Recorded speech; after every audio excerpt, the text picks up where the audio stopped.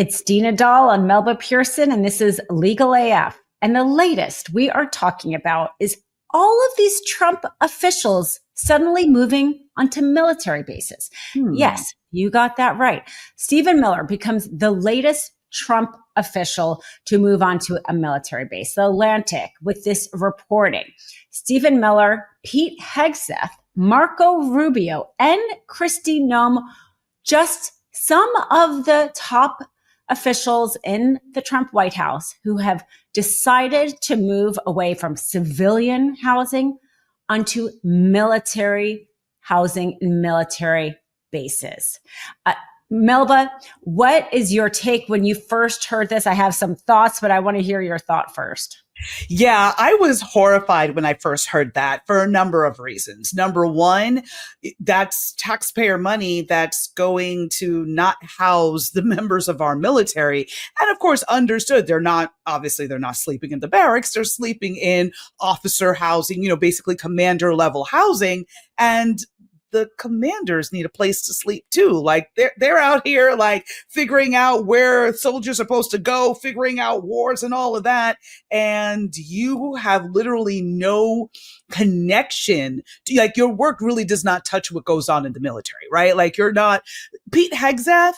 There's a tangential argument that could be made since he is, with the Department of War and, there is some nexus to his work in connection with working with the military. But Kristi Noem does not have overlapping roles with the military. Let's put it that way. So they have no business living on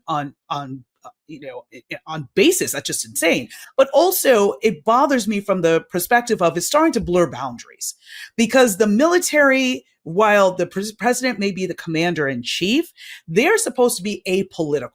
They're supposed to be like, okay, Congress has declared war. We need to go here.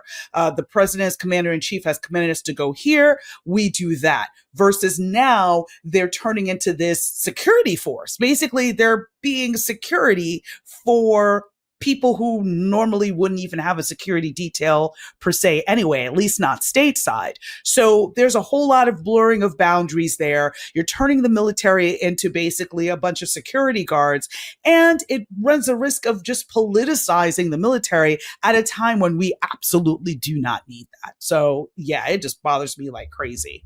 And I don't think the military is happy about it either. I mean, they're calling this the Trump green zone. Because as we know, they call that the green zone, right? When they were in Iraq and they had all the housing for military, the green zone is the safe space within the country that's at war. Do they think we are at war, that our country is at war, that they have to go flee to a green zone within the United States? Let's just take a moment here. These are top officials who have great influence and power in the country. A lot of people say that Stephen Miller is the president, is the acting president. I mean, he certainly talks like that when he's in the press. If he is so worried about his safety, he has the power to do something about it. He could introduce legislation, perhaps changing harassment laws. Frankly, there's a lot of people out there who wouldn't mind different, stronger laws around harassment. There's quite a bit of Democratic officials, candidates who have been harassed, tagged, threatened, stalked, that wouldn't mind more legal protections out of it. But instead of doing something that would make everybody safer, if indeed, I mean, first of all, I'm taking as true their argument that they need to go in order to keep them safe because they are afraid of harassment.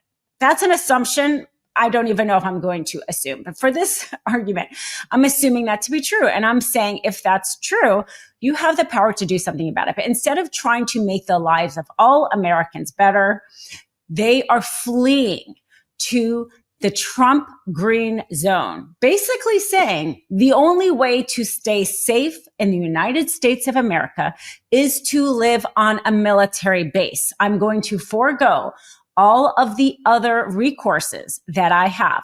Frankly, the rest of us do not have the benefit of fleeing to a military zone. And not to mention, they are public servants. I mean, let's not get this twisted. They work for the government. They work for the US people. And so to segregate themselves and completely separate themselves from the people that they supposedly serve, what type of message is that sending? Is that the whole let them eat cake? Let us, live in our gilded, mansions, and we could care less with what happens with the rest of the world as people starve, as families get separated, kids get dragged out of their beds half naked as part of a quote unquote, immigration sweep, when in fact, half the people that are being swept are citizens. Like, you want to separate yourself from all of that and just live this fabulous Mar-a-Lago life? Really? Like, that's what our taxpayer dollars are doing now? I mean, Marjorie Taylor Greene was asked about this recently. I can't believe I'm quoting her, but, she said, is there something going on that I don't know about? Because there's also that angle, right? Why are all of these top officials now feeling like they need to be within a military while they are stoking civil violence, while they are stoking fears? While they are sending in military to the street? Trump keeps on talking about doing that even more. I mean, he's talking about sending it into Portland.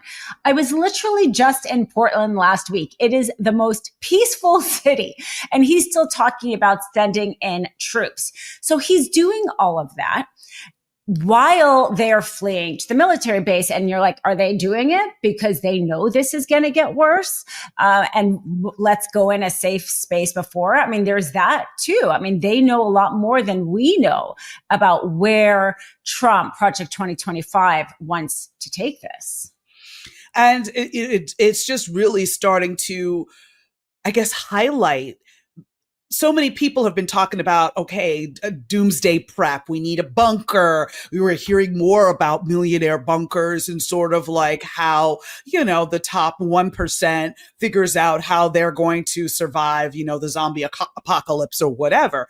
But you have all these folks that are thinking about, we've got to prep. We don't know what's going to happen if the economy crashes, if, there's civil unrest. How are we going to weather the storm? Well, the majority of people do not have that privilege, as you mentioned earlier, Dina. Like, most of us, if something horrible popped off in our community, we don't have the ability to just hide in a bunker and lock the door or get on a plane and disappear somewhere else. Like, this is real life.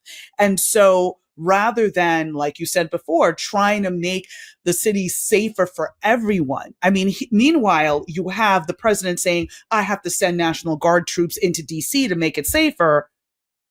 But meanwhile, so I guess that little prank isn't working and DC isn't safer because your administration still feels the need to go live on a military base, despite you making the city safer.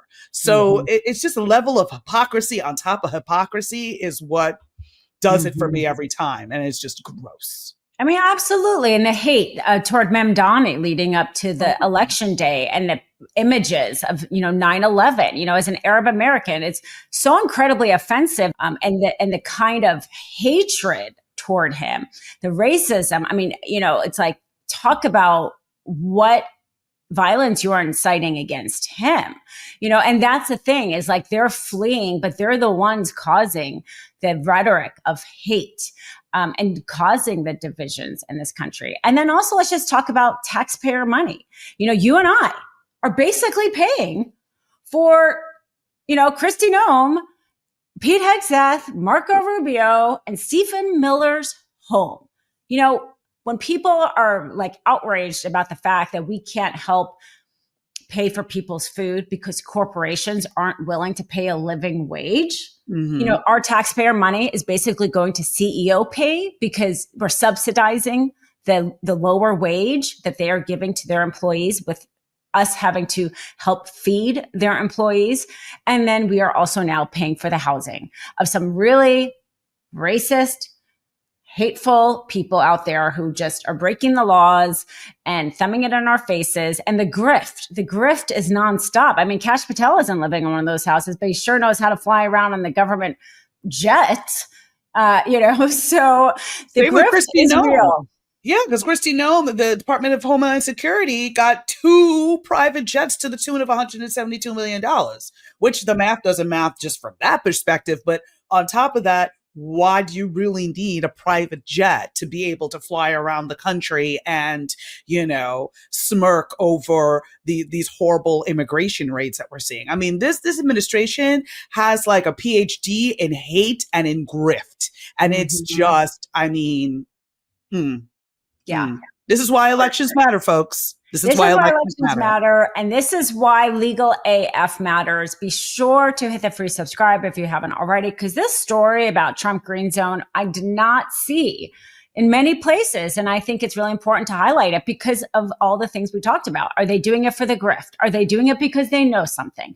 Or are they just doing it because they don't want to bother to make sure everybody else is safe? They just care about their own hide. And it's probably a combination of the three. So here on Legal AF, we wanted to bring it to everyone's attention because this is not something that should go under the radar. Amen to that. In collaboration with the Midas Touch Network, we just launched the Legal AF YouTube channel. Help us build this pro-democracy channel where I'll be curating the top stories at the intersection of law and politics. Go to YouTube now and free subscribe at Legal AF MTN. That's at Legal AF MTN.